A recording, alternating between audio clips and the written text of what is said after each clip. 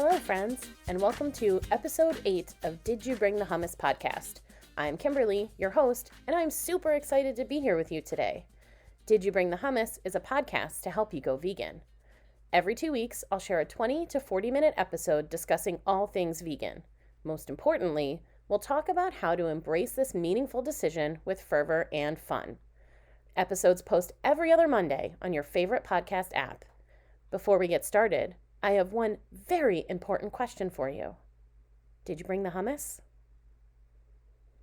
In today's episode, I'm joined by my husband, JP, to discuss male insecurity and how that plays a role in men who want to go vegan but feel it will make them weak or viewed as weak by other men. Welcome, JP. Thank you for joining me today. Thank you for having me. So you've been vegan a bit over a year now, but I would love for you to share your full journey with our listeners. Okay, so veganism wasn't really something I was even aware of really until I met you. I still remember, the first time we had lunch together, and you had like food, and some of it I had never even heard of before. I think you were eating quinoa, or maybe one of our friends that we were eating, and I'd never even heard that word, let alone knew it was a food.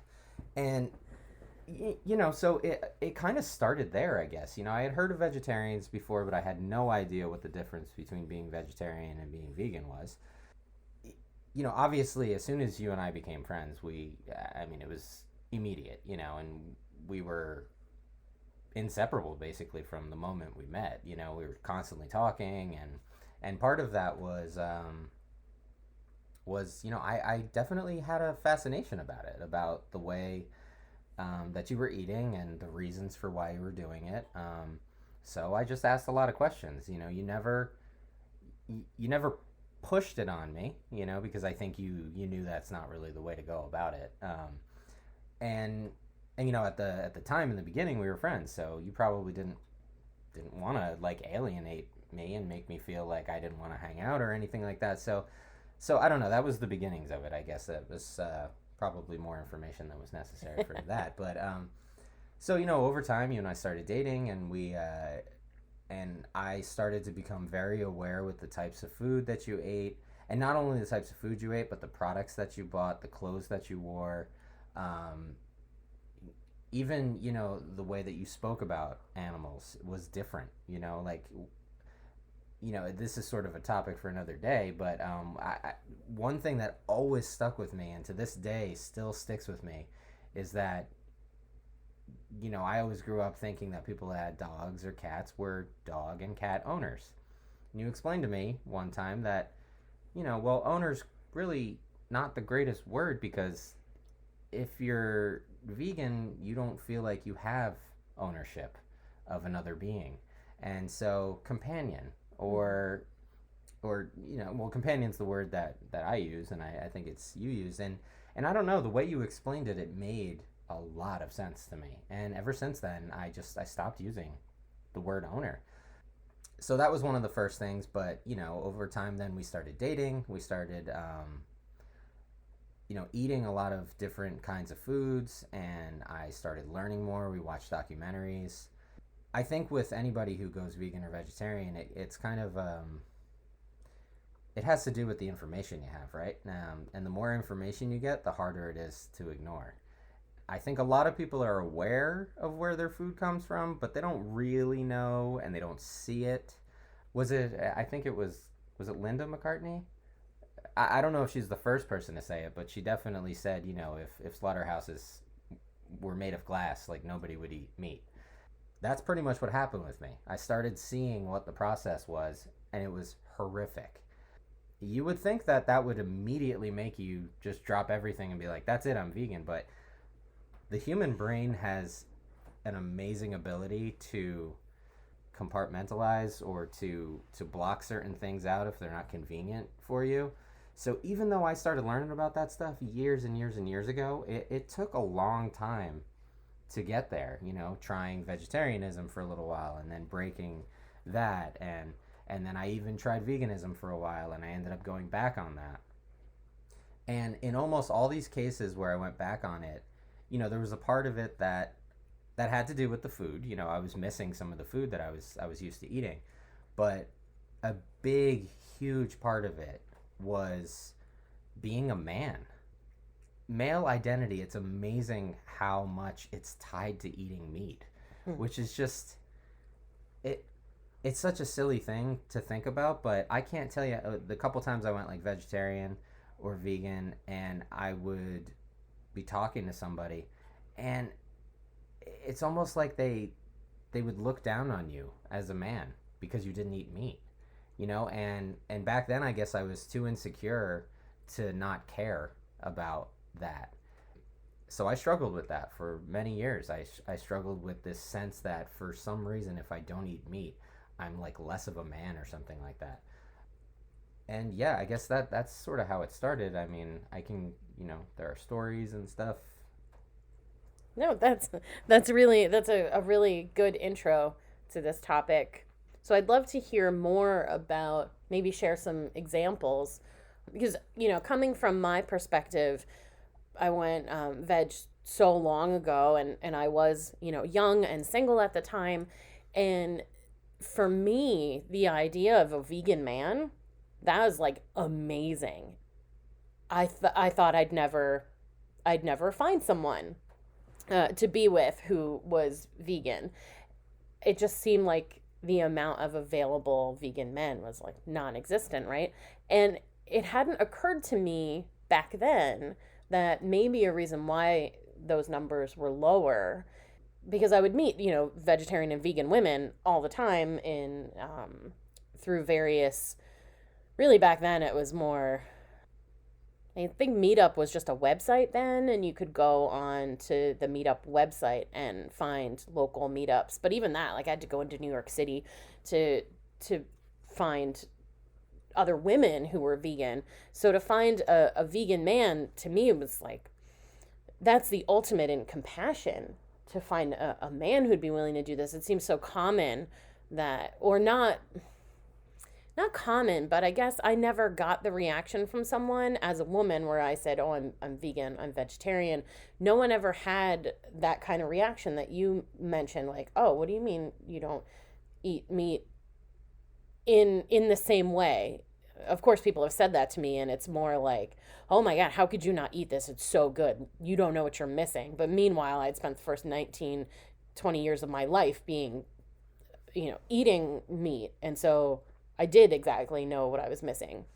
But so the approach was never the same. It never made me feel like I was less of a person or less of a woman for being veg. But that is certainly something that men seem to experience. So I'd love if you could share maybe a couple of stories where that kind of came up for you. Yeah, sure. First, to your point about the way that you never felt, really that way, as a woman, I think a lot of that comes down to sort of the gender roles that society has kind of set up, where women are the caring and nurturing and men are the tough and strong and things like that. And it's kind of like, as a man, to be compassionate and to show emotion and to cry and things like that are weaknesses. And even I came from a family where that sort of attitude was definitely not the attitude. My parents never discouraged showing my emotions, showing my feelings. My dad is also a very sensitive guy and always taught me the compassion and everything. So I didn't even come from a family that had that, but because society is so much like that, I still took that on.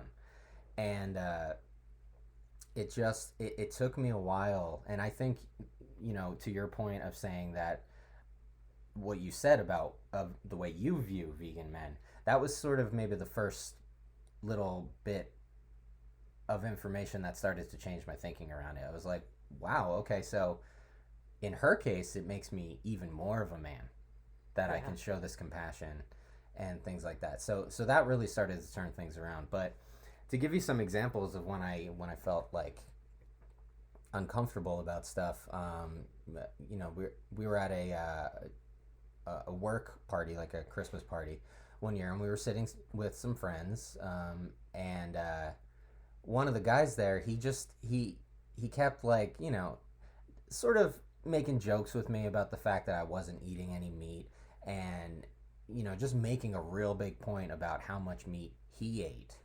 So kind of like trying to prove to me, like, listen, I'm a man because I eat steak like 3 times a day, every day. And in my head, I'm just thinking, so you're bragging about giving yourself heart disease? Okay, but even though I didn't agree with him, it still had an effect on me, and it started to make me think, oh God, anytime I go to a function like this, am I going to be made to feel like I'm like, I don't really have a better word for it, but like a wuss, or so to speak, because, and I'm embarrassed to say that a few times that knocked me off of what I actually wanted to do. I wasn't listening to what I felt was the right thing to do. I was listening to other people and letting them control, how I was living in this world. So that was one example. Another example was we were at a barbecue one time with some friends, and these people were people that, when we say barbecue, we're not talking about they were just flipping a couple of burgers on a grill. Like, they were smoking meats, and I mean, it was serious. Leading up to that, and this, it's so funny, my thinking now is so different, so it seems crazy to me that I would have been nervous about this. But back then I was nervous to go, because I thought I was going to get to this thing, all these manly cavemen sitting around eating their brontosaurus ribs we're gonna start looking down on me, and that was another instance that ended up breaking me. I think I ended up having a burger at the thing, because to me, it was easier for me to have a burger than it was to just stand my ground. That was the last time I broke it.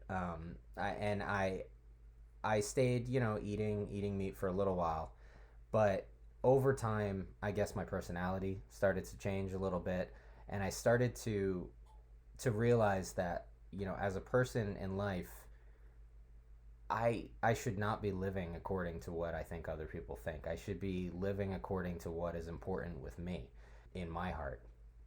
It was a combination of that, and a huge thing for me too is music.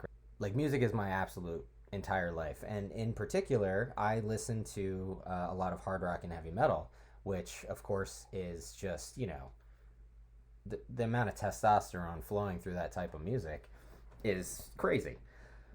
But what I started to discover was there are a lot of metal musicians that are vegan or vegetarian.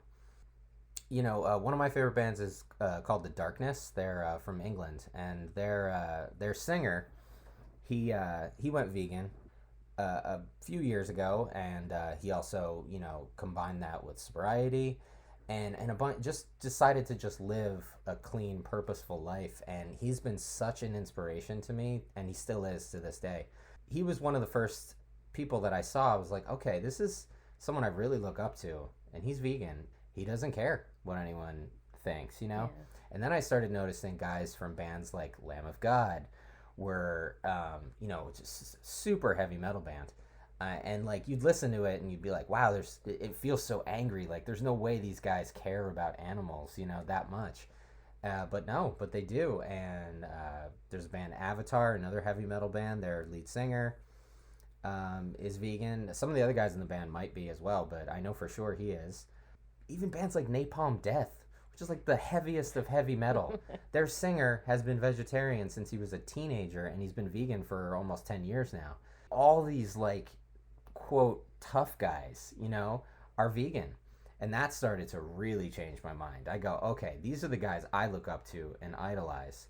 And they're living with the way that they want to live, and they don't care if anyone likes it or not. And so I really started to take on that attitude. I got into bands like, there's a band from France called Gojira. I know for sure their singer is vegan, but they're also super big supporters of Sea Shepherd, and they have songs about like whales, and they're very concerned with the environment and things like that. And all of this just started to really build up to the point where now that insecurity was gone. it started to, instead of making me feel like less of a man, it started to make me feel like more of a man, to be able to be compassionate and to show love, live in a way that I feel makes the world a better place. And that's still the way I feel to this day. To think about being vegan now makes me feel super happy. And I've also noticed that over time, the longer I've been vegan, the more at peace I feel with myself. And I think that's because I'm not taking that suffering into myself anymore. Anything I put into my body is being done through compassion. It's pretty incredible what kind of an effect that can have on you as a person. So yeah, so those are a few, but I still can, to this day. I mean, do yourself a favor and go Google musicians that are vegan, and it doesn't even have to be metal. Any, you will be amazed at the amount of people that are. I mean, even right now, just like super popular artists, Billie Eilish, um, Erykah Badu. Of course, I'm gonna blank now. I Like think most of the members of Wu-Tang. yeah, Wu-Tang Clan. And I think I saw Stevie Wonder in there. And even going back in history, you'll find some of the greatest minds were vegetarian or vegan, and were very, very concerned with the welfare of animals, like Tesla. Yeah. Loved animals. And so you start looking around at all these people, and you're like, wow, I'm in really good company. And it really helps the decision feel right. It took me a lot. It took me many years, and I tell people this all the time because anytime you talk to people, especially a man, they'll say, "Oh, I can't imagine not eating steak for the rest of my life." Well, guess what? I also couldn't imagine that when I first met Kimberly. But if you pay attention and you just keep an open mind and you start to listen to things and watch things, that changes a lot. Your identity just becomes something different. If you feel like you have that compassion in you, but you're scared because of what other people will think, don't. Yeah. And don't give up on yourself. If you try and you fail, I don't even want to say fail, because that sounds like you're a failure as a person, and you're not. It's a difficult thing. The way that you grew up eating your entire life, to expect yourself to be able to change that overnight and never have any trip ups or any difficulties. For some people, that is the case, but for most people, I would say, there is a little bit of back and forth before it finally sticks. And for me, it was really those musicians. It was Kimberly, because Kimberly never, ever pushed on me. She gave me the information. She was there for me to ask questions when I had questions, and she let me have the journey, on my own. And I think that's the reason that it stuck, because I was able to have all of these realizations on my own, and not, I mean, everybody can relate to that, right? Growing up, your parents always tell you, don't do this. And what's the first thing you do? You go and do it. And then you learn, oh, that's why they told me not to do it. But you still had to learn it on your own, even though that they probably were right. I don't know. As humans, we need to learn it ourselves. And so that was a great resource, having you there to just ask questions. And I don't know, nowadays I feel like it's probably the most masculine part of me. The fact that I love animals so much, to the point where everything I do is in consideration of them, and I don't know. I certainly will never. Now I'm very proud to tell other men I'm vegan, and some of them honestly look at me like I have a superpower because they just can't fathom, and of course I get the question all the time, where you get your protein. As we all do. And I always say I get it from the same place that the animals do. Plants. Yep.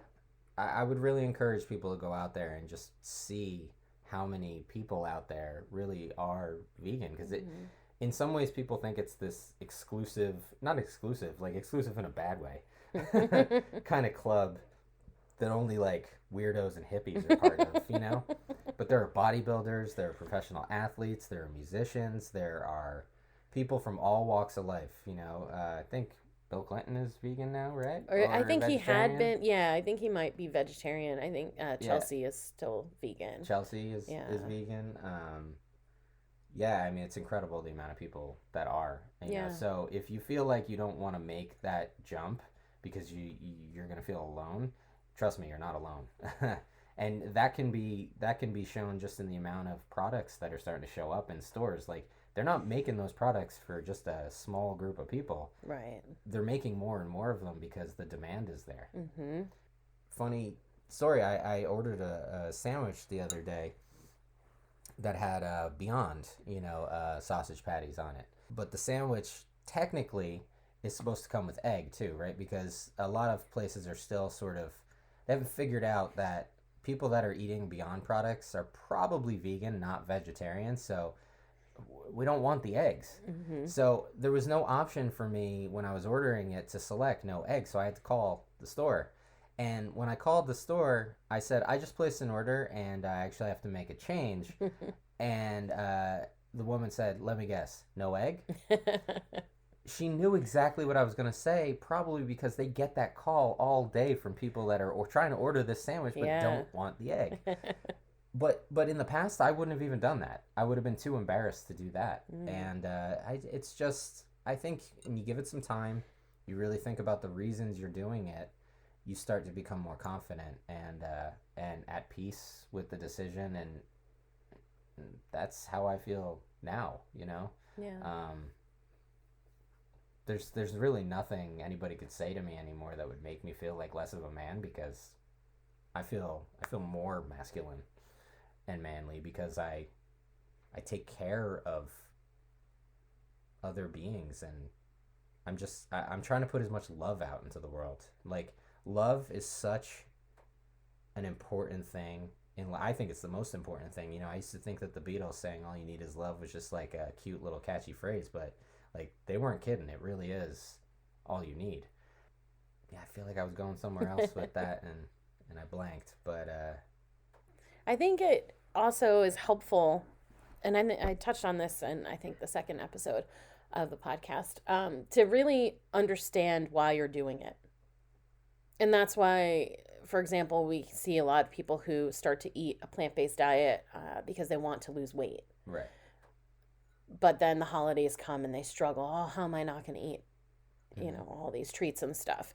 Or, whatever the main animal dish is with their family every year, something like that. And it's so easy to just start eating animals again, because while maintaining a healthy body is important and should be important for all of us, really, so that we can all live our best lives and contribute to the world in the best way that we can. But it's so easy to just kind of fall back and lose that habit of eating a plant-based diet. But when you go vegan, because it is all encompassing, it's not just about what you eat, and you're not doing it for you. And I think that's the key there, is when you find something that is bigger than yourself, Absolutely.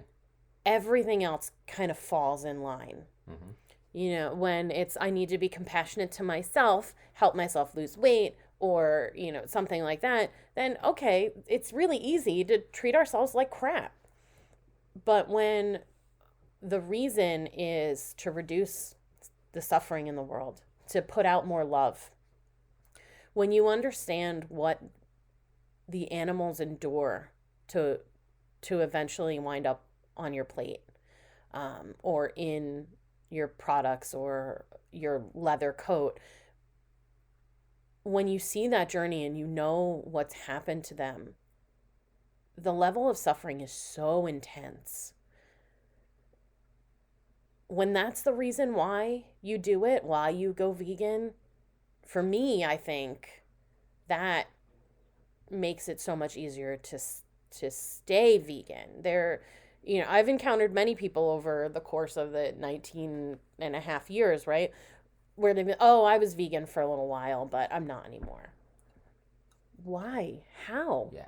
To me, I don't understand it. When it's that cognitive dissonance. So I guess I Right. do kind of understand it. Like you were saying earlier, Yeah. we have the ability to just shut off a portion of our brain when it becomes too difficult to deal with. Right. And then you can kind of just go back and live your life and pretend like it's not happening. Right. Yeah, and it's funny because you said, people were like, oh, I was vegan for a couple years and I'm not anymore. And what's the number one answer that almost all people always say about why they went back. What would you say? They say, "Oh, I felt terrible." Right, and my Yeah. doctor told My me doctor that I told had to me. start eating meat and Yeah. dairy again. Okay, well, first of all, it is absolutely possible to eat complete junk food as a vegan. Like, so being vegan doesn't automatically make you healthy. Right. You have to pay attention and eat the right way in order to, but if you do, you'll feel fine. I've Yeah. been vegan for a little over a year now, and I honestly, like, I don't eat amazingly well. You eat much better than I do, a lot more vegetables and stuff, but I still try to maintain that to a point where I'm not getting too little of what I need, and I feel great. I felt better than I've ever felt in my life. Um, and one thing people should know is that I'm not putting down doctors at all. Doctors absolutely have their place, and they save lives, and they're very knowledgeable. But I think even a doctor would tell you that nutrition wise, they're not given a ton of training Right. in that area. I think of a doctor as like a mechanic, right? Like, they're not building the car, they're fixing the car. So when there's a problem with something, they're patching it up, but they're probably, maybe that's not the best analogy now that I'm thinking about it, but they're not treating the underlying Right. causes for Yeah. things in a lot of cases. And in most cases, nutrition is the underlying cause for these problems. Of course, there are things like smoking. If you smoke, you're obviously going to put yourself fat. But again, that probably, I mean, in a way, that's nutrition. It's something you're putting into your body. Right. Yeah. So anybody that says, "Oh, my doctor told me that I need to eat meat and stuff," most likely it's that the person was not eating a healthy vegan diet, like, Or even enough calories. or even enough calories. I think right. about, I don't know. I mean, I've tried many diets through my teens and early 20s, and no matter what I was following, when I was heavily restricting calories, or even learning what to eat, because before I went veg, I mentioned this on a previous episode. You could have given me burgers and I would have lived happily ever after, never eating a vegetable in my Right. whole life. Like, I would have been fine with that. So when I first decided to go veg, I didn't know even what vegetables I liked. Mm-hmm. So I had to explore that. And so if you're not eating enough calories, if you're restricting because you're learning, or you're just not, you don't know what to eat, or if you're on a diet and it doesn't matter if it's animal based or plant based, and you're not consuming enough calories, you are going to feel like shit. Yeah. And there's just no way around that. So if you look at what you're eating and it is not enough, it is not because you are vegan, it is because you need to eat more food. Right. So if the doctor says, no, you need meat, that's not true. Right. Yeah, it's just but you do need to change what you're eating. But it doesn't have to include meat and dairy Exactly. at all. And it's incredible. Like, if you're a person that eats mostly, the standard American diet, I guess, which I still think is hilarious. The acronym is SAD. Yeah. But and I don't mean that in a judgmental way, right? Because I ate that for my entire life. Most of the people that I love dearly still eat very much that way. So it's not a judgmental thing at all. But most people that eat that way, like, are not aware of the insane amount of different vegetables that exist in the world. It is insane. I learn new ones every day. Like, when I first met Kimberly, like, I had never heard of daikon. I had never heard of, I don't even know if I had heard of arugula. And arugula is not even that weird of one. And now your favorite vegetable Is arugula. Yeah, exactly.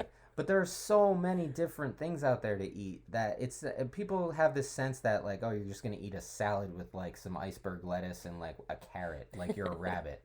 But, like, that's not the way. You can have some pretty hearty meals as a vegan and not feel deprived at all or anything, because, again, like Kimberly said before, it's not about you, it's about the animals. So we have this ability, and this idea too that we're carnivores. Also, that might be a full topic for another episode, Yeah. I'm sure. But we're not obligate carnivores. A cat is an obligate carnivore. We are not. We can survive without it. and thrive without it. Just look at some of the look up Dr. Caldwell Esselstyn from the Ohio Clinic, right? Yeah. Or Cleveland Clinic. Yeah. Well, Cleveland's in Ohio, so close. Close enough. From the Cleveland Clinic, like he's been, doing this work for decades on heart research. He's reversed heart disease just through food without having to, you know, push pills on people, which is something that's very near and dear to my heart because, my mother passed away. It's going to be 8 years in just a week and a half. Part of what led to my mother getting so sick that she passed away was that doctors kept medicating things, So you have high cholesterol or something, you give a pill for that, but then that pill causes problems. So then you got to have a pill to fix that. And it spirals out of control to the point where your organs can't keep up with it. Your liver gets destroyed because it has to process these things. And it's so sad to look back because if people could just take on a vegan diet and get used to it, I think their lives, I feel very confident that if my mom ate that way, that she'd probably still be here today. It's sad to think about, but I think we've gone from a society that believed, food could be medicine, generations and generations ago, to now food just being solely for pleasure and medicine just being the fix for everything. And it's not the way to go. You can live a really happy, healthy life with just the right food. Mm-hmm. I actually, not to switch topics here, but I do remember what I was going to talk about before. Sure, yeah. When I said, I was talking about the Beatles and All You Need Is Love. I think there are so many problems in the world today that are based around this idea of masculinity. And, you hear the term toxic masculinity all the time. And what I've been talking about with this whole, like, oh, you don't eat meat, you're not a man, like, that's part of it. That is part of that toxic masculinity. And it's because men are just taught from an early age to be tough and strong and not to let their guard down, not to cry. And I mean, I don't, my personal belief is that is at the root cause of basically every problem in the world. It's at the root cause of wars, because it's just, it's egos and testosterone and machismo and, things like that.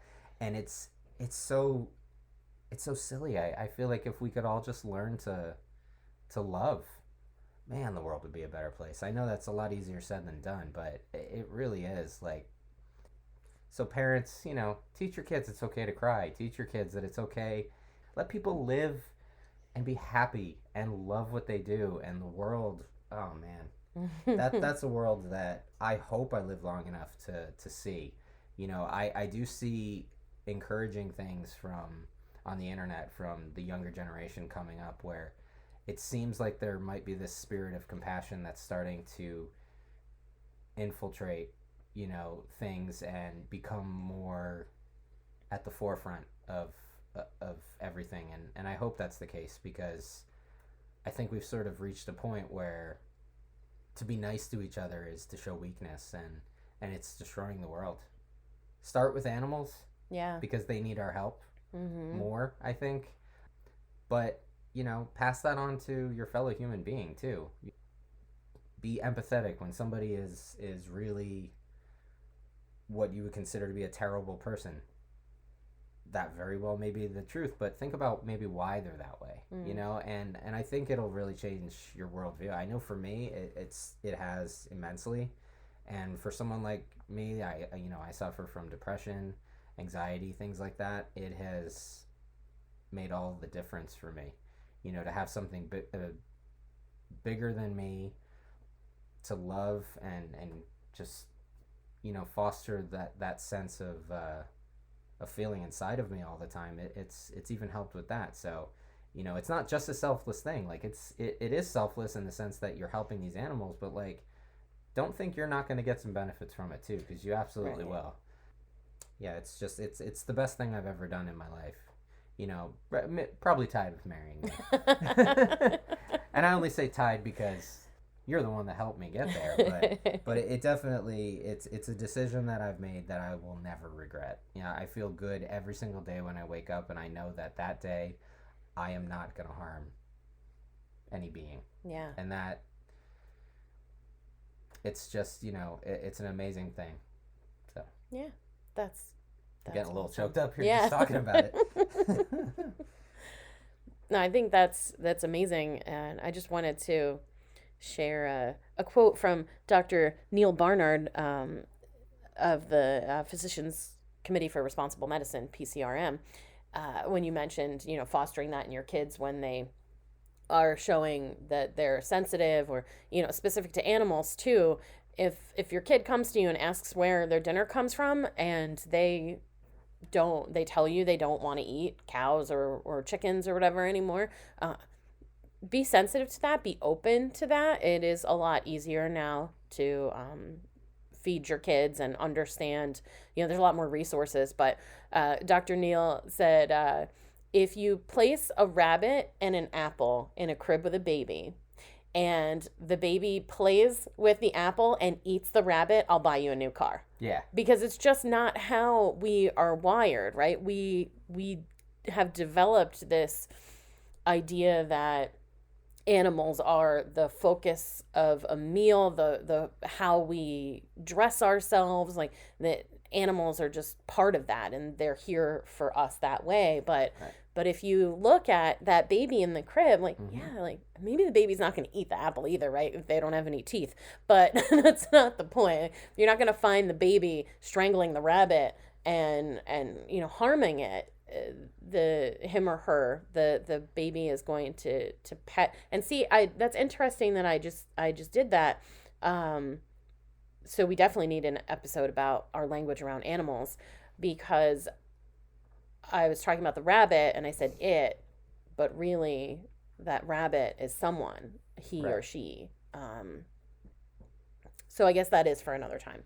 Yeah, one thing I also want to add to this is the concept of if like your kids are asking or other people are asking, don't be fooled by the humane meat, cage free. Mm-hmm. At the end of the day, these animals are being killed to be food. So I mean, if you had to go someplace and you were going to be killed, would it make that much of a difference if it was a nice stay before you got murdered? I mean, Right. it's like, and plus the standards for what a company has to live up to in order to put that on their food, it's not what you think. Right. It's not even a nice stay. Yeah, it's not nice. So when they say humane, in your head you might be thinking all these happy cows running around in pastures.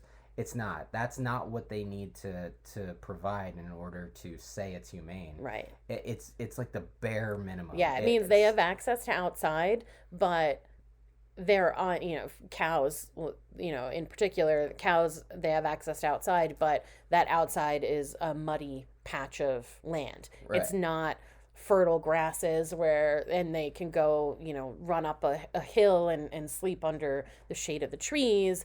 That's not what's happening. You'll find that at a farm sanctuary. Right. But, and with the chickens, cage free means only that they are not in cages. They're housed in very large, almost like greenhouses, they kind of look like. Yeah. And the Like chickens an are, airplane hanging right, almost. yeah. Yeah, The it's chickens are huge. they're packed full on the ground. They get stepped on, they get kicked, they get pecked by each other.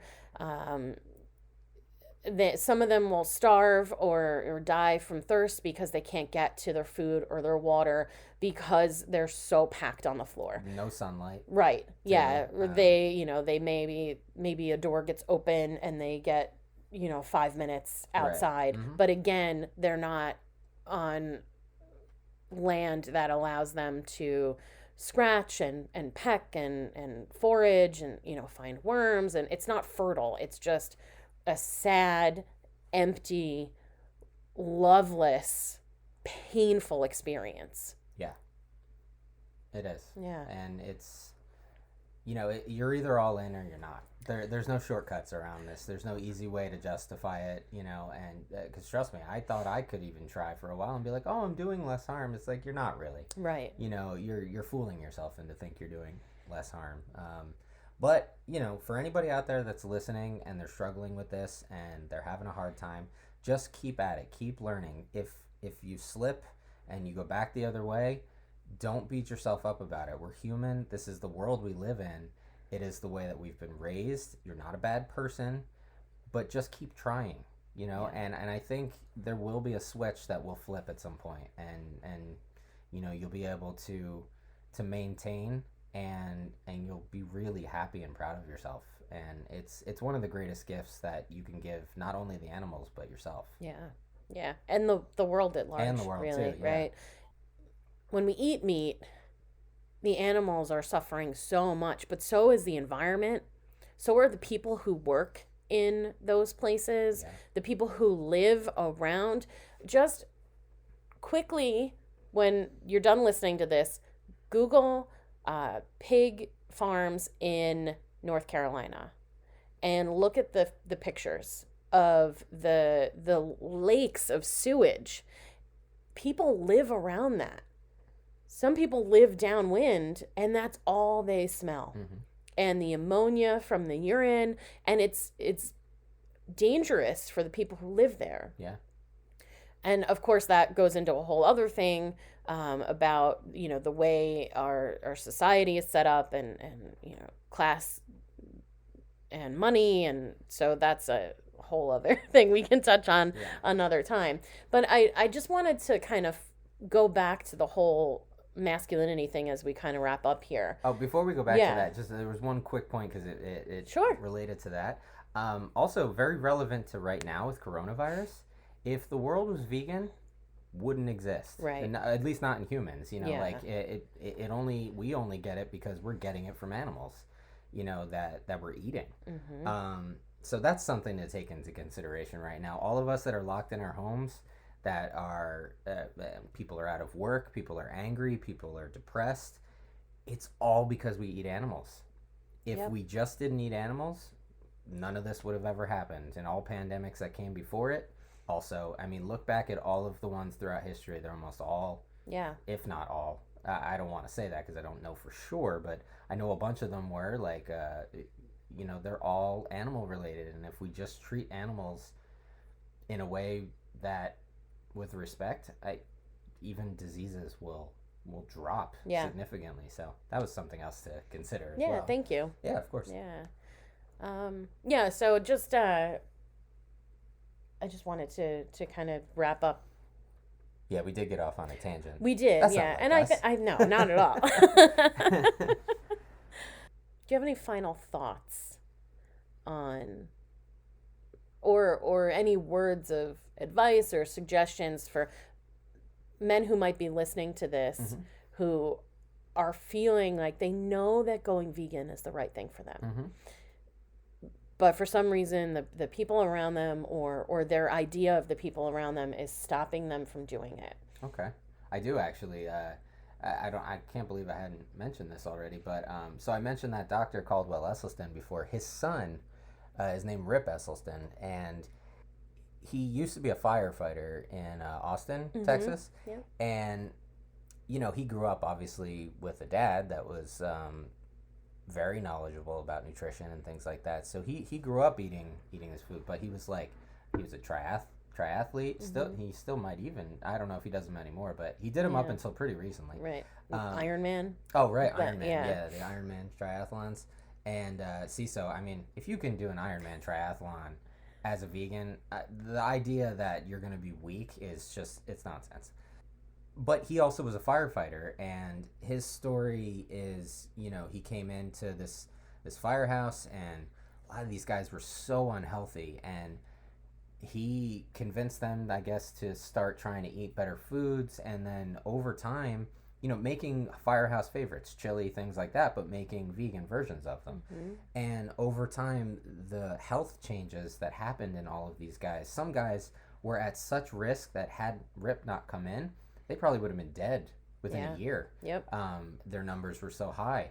And he was able to drop all of them, and these guys adapted to this. And so he came at it from a standpoint of food and health, and that is certainly part of it as well. If you're struggling with it as a man, look for Rip stuff. It's called the Engine 2 Mm-hmm. program. Read any of his books, because I feel like that's a good starting point for men who might be a little insecure, because Rip is anything but, like, that's a manly dude. You know, he's a masculine, he's a firefighter, all this stuff, you know, which, you know, growing up, every little boy at some point was like, I want to be a firefighter, you know? So start there. That's where I would start, because Rip was very, very important to me, still is, and helped me. He was one of my first, like, male, you know, role models in that area. That would be my best point of advice. That and doing a search on people who are vegan, you know, and just being shocked by the amount of people that are. And I promise you, you are not less of a man, you are more of a man for being able to love and show compassion. So don't give up on it. Thank you. Yeah, of course. Thanks so much for joining me here today. You're welcome. I appreciate your comments, and I know that this will be helpful. This is a super important topic. It's one that's not talked about enough, too. That's true. I think. And yeah, I hope, even if it helps one person, exactly. That would be great. Yeah. All right. Thanks so much, JP. Yeah, thank you. I hope you found this episode inspiring and informative. If you have any questions for me or JP, send an email to didyoubringthehummus@gmail.com. Thanks for listening.